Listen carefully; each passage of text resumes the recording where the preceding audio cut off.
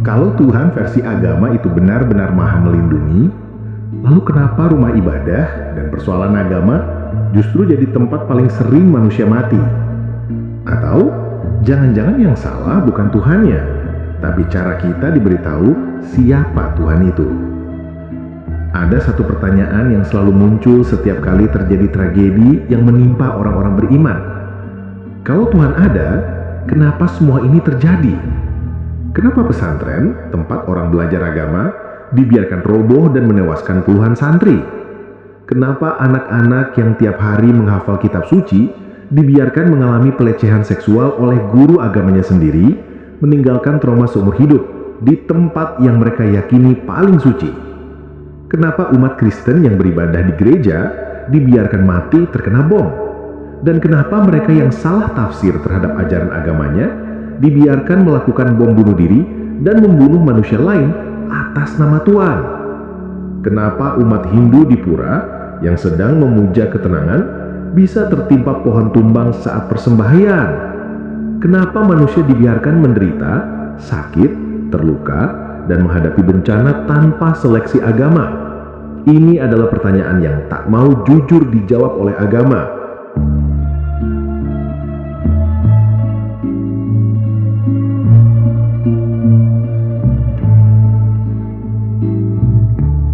Di titik ini, banyak yang berpikir ini soal Tuhan tidak mampu melindungi, atau Tuhan tidak mau menolong, atau Tuhan tidak peduli. Padahal, pertanyaan sebenarnya bukan itu. Ini bukan tentang Tuhan bisa mencegah atau tidak. Ini tentang konsep Tuhan versi agama yang terlalu sempit, terlalu kecil, terlalu manusiawi. Agama menggambarkan Tuhan seperti satpam kosmik yang tugasnya menjaga gedung ibadah dan melindungi jamaah dan kepentingan kelompoknya sendiri. Seolah Tuhan hanya bekerja untuk suatu kelompok tertentu, kelompok yang memakai ritual tertentu, kelompok dengan kitab tertentu, kelompok yang mengucapkan doa tertentu. Tapi kalau Tuhan memang sebesar itu, mengapa ia digambarkan sekecil dan sepicik itu? Nah, kita mulai dari sebuah pertanyaan sederhana.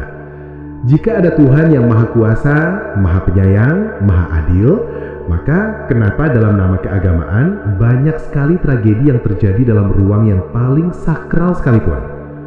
Hari ini saya mengajak Anda menelisik 3 peristiwa nyata di Indonesia yang kemudian kita gunakan sebagai batu refleksi untuk mempertanyakan klaim Tuhan versi agama yang sering diajukan, bahwa Tuhan mengawasi, bahwa Tuhan menjaga umatnya, bahwa Tuhan selalu hadir dalam ritual keagamaan. Jika semua itu benar, mengapa tragedi-tragedi ini bisa terjadi di tempat yang harusnya paling terlindungi? Mari kita lihat. Duka mendalam menyelimuti tragedi ambruknya musola 3 lantai di Pondok Pesantren Al-Khazini, Sidoarjo, Jawa Timur, Senin 29 September 2025. Pada 29 September 2025, sekitar pukul 15.00 WIB di musola atau ruang ibadah sebuah pesantren di Buduran, Kabupaten Sidoarjo, bangunan 3 lantai yang sedang direnovasi ambruk saat santri sedang menunaikan sholat asar berjamaah. Dilaporkan korban tewas mencapai 67 orang dan masih puluhan luka-luka. Penyebab sementara kegagalan struktur, pondasi yang tak memadai, pembangunan tambahan tanpa pengawasan yang cukup. Dan yang menarik, tragedi ini terjadi di dalam ruang ibadah, tempat yang seharusnya dilindungi oleh Tuhan agama yang klaimnya maha melindungi, oleh ritual yang mereka sudah lakukan, oleh simbol keagamaan. Jika Tuhan hadir di ruang itu dan ritual mengundang kehadirannya, mengapa bangunannya masih dibiarkannya roboh? Bukankah Tuhan bisa membuat mujizat yang maha besar? Mengapa dari tempat suci bisa muncul ratusan korban jiwa manusia?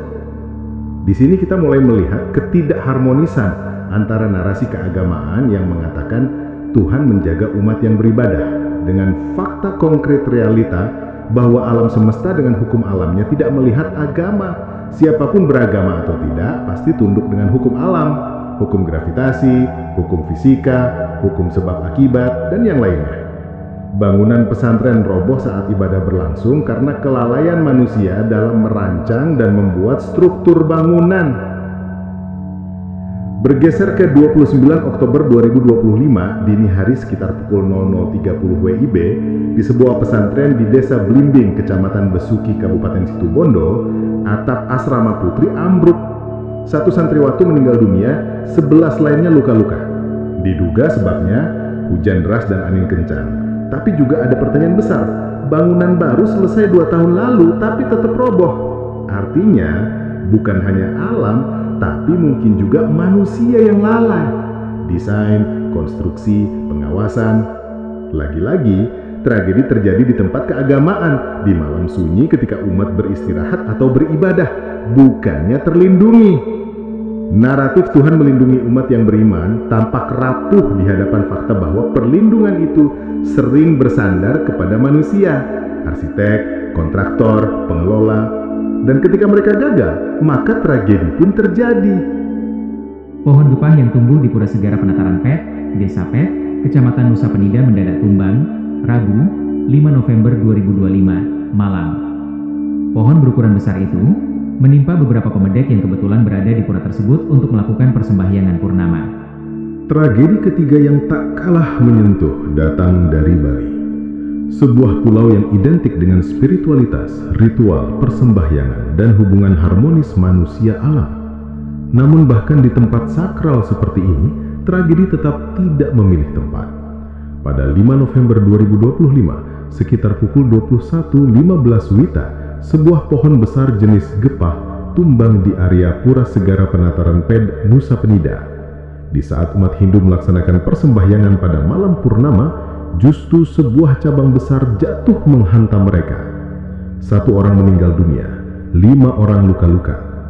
Kesucian tempat itu tidak mampu menghentikan gaya gravitasi, arah angin, dan kelemahan struktur akar pohon tua. Pertanyaannya sederhana namun menggigit. Kalau umat sedang berdoa, sedang memuja Sang Hyang Widi, memberikan canang sari, memanjatkan mantra suci, mengapa perlindungan itu tidak datang? Kalau ritual adalah medium yang menghadirkan Tuhan ke ruang ibadah, mengapa Tuhan tidak memberi 1 detik saja intervensi kecil, sekecil sebuah daun yang jatuh beberapa detik sebelumnya sebagai peringatan? Tentu banyak yang langsung mengatakan ini karma, atau ini kehendak Tuhan, atau Tuhan sedang menguji. Tapi jika setiap musibah dijelaskan dengan dogma, pertanyaannya bergeser. Apakah kita sedang mencari kebenaran atau hanya mencari alasan agar sistem kepercayaan tidak terganggu? Dan yang lebih penting, kalau sebuah pohon di area pura tidak diperiksa, tidak dipangkas, tidak dianalisis risikonya, apakah itu benar-benar takdir ilahi atau kelalaian manusia yang dibungkus kata-kata spiritual? Dan kini kita memasuki salah satu tragedi paling pahit dalam sejarah keagamaan Indonesia, yang jauh lebih ekstrim daripada pohon tumbang atau bangunan roboh. Kasus pengeboman gereja. Saya tidak perlu mengambil contoh fiksi atau spekulasi. Mari kita ingat kasus yang sudah jelas datanya. Serangan bom gereja Surabaya, 13 Mei 2018. 3 gereja diserang bom bunuh diri. Puluhan jemaat meninggal dunia. Anak-anak yang sedang beribadah meninggal dalam sekejap. Semua terjadi pada hari Minggu pagi, di tengah ibadah, di tengah doa kepada Tuhan Yesus. Bagi banyak penganut agama, gereja adalah rumah Tuhan, tempat paling terlindungi, tempat di mana malaikat dan Roh Kudus dipercaya hadir. Tetapi hari itu, bahkan rumah Tuhan tidak mampu menghentikan detonator yang ditekan manusia. Pertanyaannya, jika Tuhan Maha Kuasa, Maha Melindungi, Maha Hadir di tempat ibadah, mengapa Tuhan membiarkan pintu gereja roboh oleh ledakan? Mengapa Tuhan membiarkan tubuh umatnya terhempas? Mengapa Tuhan tidak menahan bom itu 1 detik saja? Jawaban keagamaan biasanya, Tuhan punya rencana, atau Tuhan sedang menguji iman, atau ini kehendak Tuhan. Tapi apakah rencana Tuhan termasuk ledakan yang membunuh bayi dan anak-anak? Apakah ini ujian iman, ataukah konsekuensi dari fanatisme, ekstremisme, dan ideologi manusia yang dibungkus klaim ilahi? Ketika sebuah bom meledak di rumah ibadah, kita melihat fakta yang sulit dibantah. Tuhan versi agama yang digambarkan seolah penjaga fisik umat tidak terbukti dalam kejadian seperti ini. Yang ada hanyalah pilihan manusia, ideologi manusia, dan tindakan manusia.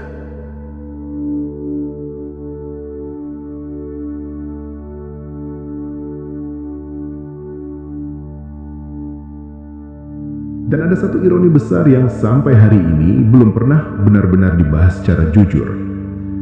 Ketika terjadi aksi teror, bom bunuh diri, atau pembunuhan massal yang dilakukan dengan teriakan Allahu Akbar, para pemuka agama langsung buru-buru berkata, itu bukan Islam, pelakunya bukan Muslim, mereka hanyalah orang yang terpapar radikalisme. Tapi pertanyaannya sederhana, kalau memang para teroris itu salah tafsir, kenapa tafsir semacam itu masih mungkin terjadi? Kalau ada ayat yang bisa dipahami sebagai suruh bunuh, suruh perang, suruh menghukum, dan orang yang membacanya menganggap itu perintah langsung dari Tuhan, lalu siapa yang harus bertanggung jawab terhadap kekacauan tafsir itu? Kenapa para pemuka agama begitu defensif ketika ditanya, tetapi tidak pernah mau menyentuh akar masalahnya, ayat-ayat kekerasan yang tidak pernah direvisi sejak ribuan tahun lalu? Padahal kalau sebuah manual hidup bisa menyebabkan jutaan orang salah baca, biasanya manusianya yang disuruh baca ulang atau bukunya yang diperbarui. Tapi pada kitab suci, tidak. Salah tafsir selalu salah orangnya, tidak pernah salah teksnya. Dan kalau memang Allah itu maha mengetahui dan maha bijaksana, bukankah ia seharusnya tahu bahwa ayat-ayat yang ambigu itu suatu hari bisa dijadikan pembenaran menghubung gereja, menyerang pasar, atau membunuh orang yang berbeda keyakinan? Kalau Tuhan tidak mau dicemarkan namanya, kenapa ia tidak langsung mencegah? Kenapa ia membiarkan orang yang mengatasnamakannya melakukan kejahatan atas namanya? Dan kalau para pemimpin agama tidak mau disalahkan, kenapa mereka tidak pernah berani mengumpulkan ulama sedunia untuk berkata, oke, ayat-ayat perang pada masa kuno itu kita tetapkan ulang konteksnya, supaya tidak lagi bisa dipakai untuk membunuh orang yang berbeda keyakinan. Gampang sebenarnya. Tapi kenyataannya, tidak ada satupun agama besar yang berani merevisi dirinya secara fundamental. Karena begitu ayat direvisi, status firman Tuhan otomatis goyah.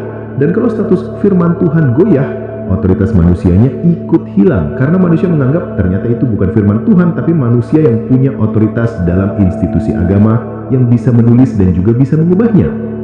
Jadi solusinya apa? Solusi mereka selalu sama. Salahkan pelakunya, bukan teksnya. Salahkan tafsirnya, bukan doktrinnya. Padahal di dunia nyata yang bekerja adalah ini. Kata-kata dapat menggerakkan manusia, doktrin dapat membentuk perilaku, ayat yang ditafsirkan literal dapat berubah menjadi bom. Dan ketika semua itu terjadi, para tokoh agama hanya bisa berkata, itu bukan ajaran agama. Tentu saja, karena agama seperti Tuhan versi mereka selalu benar, dan manusialah yang selalu salah. Inilah sebabnya kita kembali pada kesimpulan penting. Yang tidak ada itu bukan Tuhan. Yang tidak ada itu Tuhan versi agama. Tuhan yang membiarkan namanya diseret ke dalam kekerasan tetapi tidak pernah muncul untuk menghentikannya.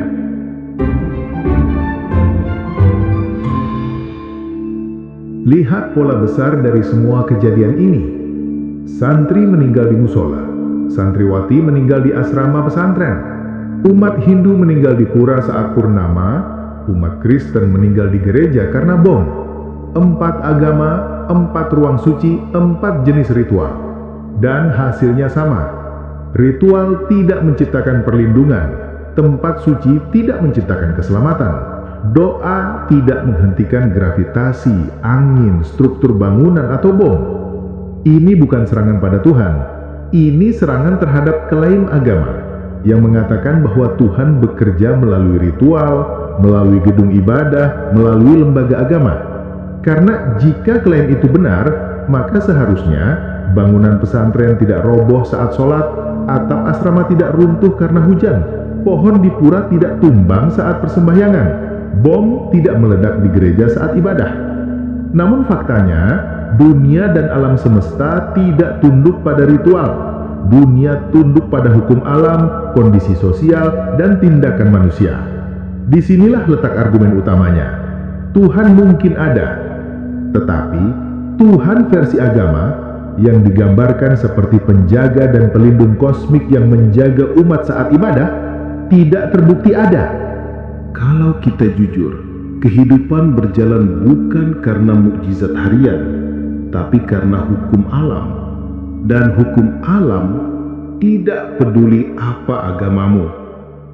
Bangunan pesantren yang rapuh akan roboh meski di dalamnya ada 1000 orang sedang sholat. Pohon tua yang akarnya lapuk akan tumbang meski ada umat rajin memberi sesajen di bawahnya. Bom yang dirakit manusia akan meledak walau di depan gereja. Manusia yang salah tafsir ayat akan bertindak keji karena yang bergerak adalah psikologi radikalisme dan fanatisme, bukan Tuhan. Tuhan dalam makna tertinggi sudah menetapkan hukum alam, dan setelah itu alam berjalan dengan mekanismenya sendiri. Gravitasi tidak mengenal agama, angin tidak mengenal kitab suci, struktur bangunan tidak mengenal halal haram, dan fanatisme tidak hilang hanya karena orang tersebut berdoa. Inilah yang sering tidak mau diterima oleh agama, bahwa Tuhan tidak turun tangan setiap detik untuk memperbaiki kelalaian manusia. Jika kita melihat pola di seluruh dunia, bencana menimpa semua orang. Kecelakaan tidak pernah selektif. Kejahatan terjadi di luar dan di dalam rumah ibadah. Dan tragedi tidak pernah memilih agama mana yang lebih benar. Berarti bukan Tuhan yang pilih kasih. Manusia saja yang terlalu percaya bahwa agamanya paling istimewa. Padahal kalau kita melihat lebih dalam, Tuhan, jika ada, tidak sedang sibuk menjadi penjaga masjid, penjaga pura, penjaga gereja, penjaga vihara, ataupun penjaga pesantren. Tuhan tidak bekerja per agama. Tuhan bekerja atas nama kehidupan, melalui hukum alam yang konsisten dan tidak memihak. Ketika Tuhan sudah memberikan hukum alam, maka kitalah yang harus membangun konstruksi yang kuat. Kitalah yang harus memangkas pohon tua. Kitalah yang harus melawan fanatisme dan kebodohan. Kitalah yang harus menciptakan keamanan, bukan menunggu langit turun tangan. Karena intervensi Tuhan berhenti di titik hukum alam bekerja. Selepas itu, keputusan ada di tangan manusia. Menurut kamu, kenapa manusia, makhluk yang katanya paling cerdas di bumi, justru paling gampang ditipu oleh hal yang tak terlihat? Yuval Harari, penulis buku Homo Sapiens yang terkenal itu, pernah bilang begini, dan ini lucu sekaligus menyedihkan. Kamu tidak akan pernah bisa meyakinkan seekor monyet untuk memberikan pisangnya dengan janji akan mendapat pisang tak terbatas setelah mati di surga monyet. Dan faktanya, monyet jauh lebih susah dibohongi daripada manusia. Monyet butuh bukti. Manusia cukup dikasih cerita. Monyet butuh pisang yang nyata. Manusia cukup diberi pahala yang tak pernah terlihat. Monyet tidak percaya surga monyet. Manusia percaya surga versinya masing-masing. Yang anehnya, semua surga itu mirip sekali dengan imajinasi budaya tempat agama itu lahir. Dan beginilah jadinya. Ada yang rela meledakkan diri demi janji bidadari. Ada yang salat dan melakukan berbagai ritual ibadah bukan karena kehadiran spiritual, tetapi karena perintah dari narasi sebuah buku dan takut pada neraka yang tak pernah ia lihat. Ada yang ngasih uang perpuluhan karena katanya Tuhan nanti balikin 100 kali lipat, literally kayak skema Ponzi surgawi. Ada yang rela menyerahkan logika, martabat, bahkan kemanusiaannya demi dogma yang ia warisi sejak kecil, tanpa pernah mempertanyakan asal-usulnya. Dan manusia melakukannya dengan bangga, sambil bilang dirinya beriman. Padahal, kalau Tuhan itu benar ada dalam bentuk yang digambarkan agama, yang maha melindungi, maha penjaga, maha penolong, harusnya kita tidak melihat pesantren roboh menimpa anak-anak yang sedang membaca Al-Quran. Umat gereja mati kena bom saat mereka bersujud minta perlindungan. Anak pesantren dilecehkan guru yang katanya utusan moral surgawi.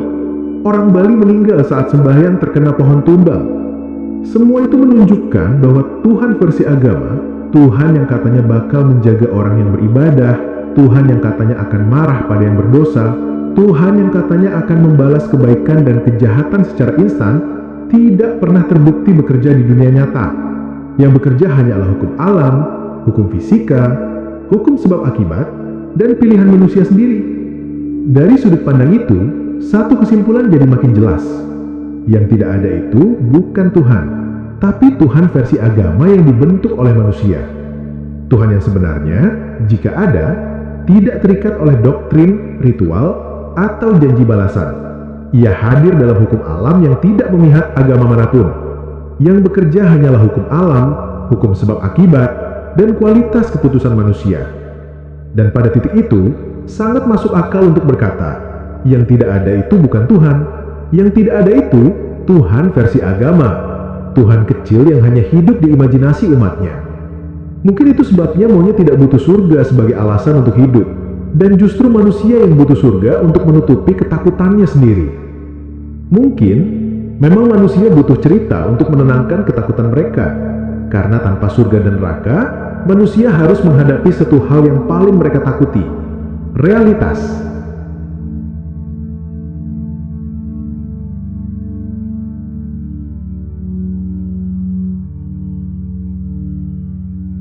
Halo semua, dan selamat datang di Niti Dharma.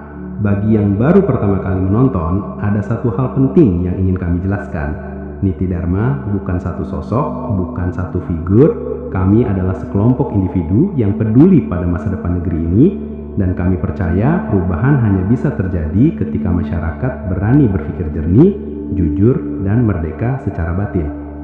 Selama bertahun-tahun, kami melihat sendiri bagaimana di Indonesia yang secara sistem pemerintahan bukan negara agama, tapi justru negara banyak mencampuri urusan agama warganya.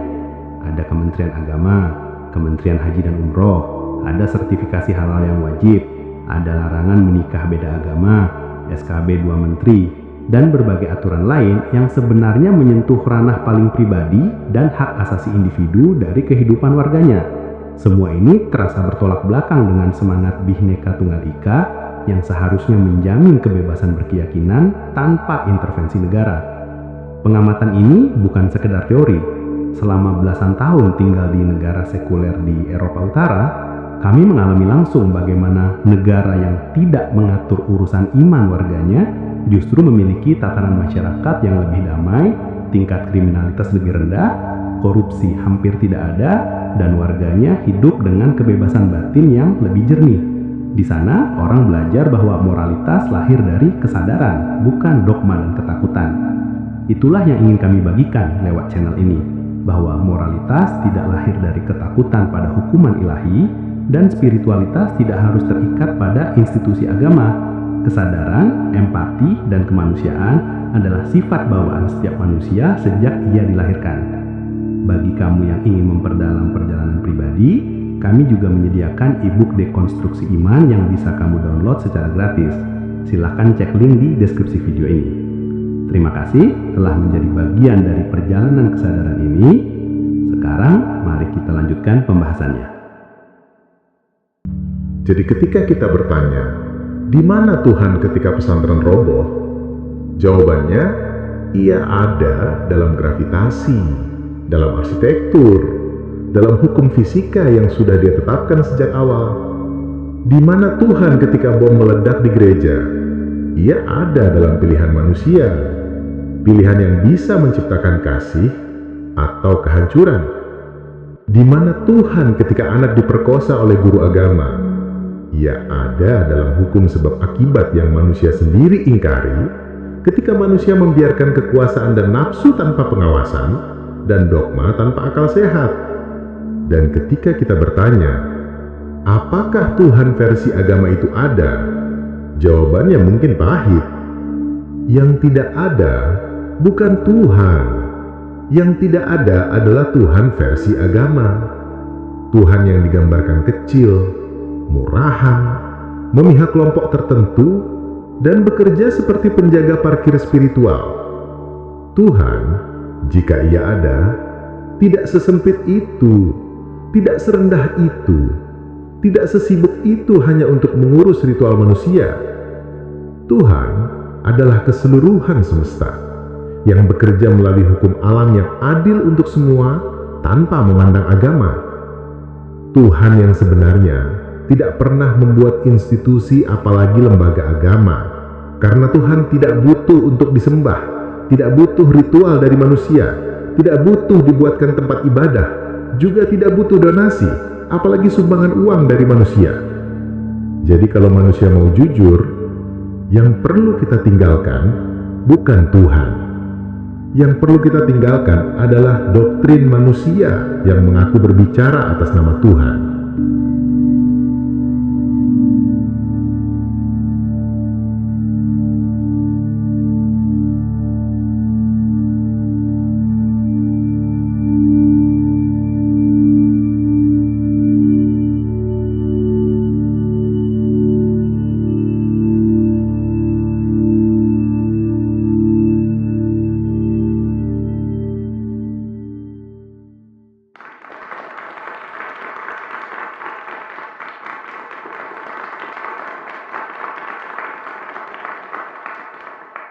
Kalau kamu suka video ruang refleksi seperti ini, jangan lupa subscribe dan nyalakan notifikasinya. Sampai jumpa di video berikutnya, di mana kita terus belajar, bukan untuk merasa diri benar, tapi untuk jadi manusia yang lebih sadar.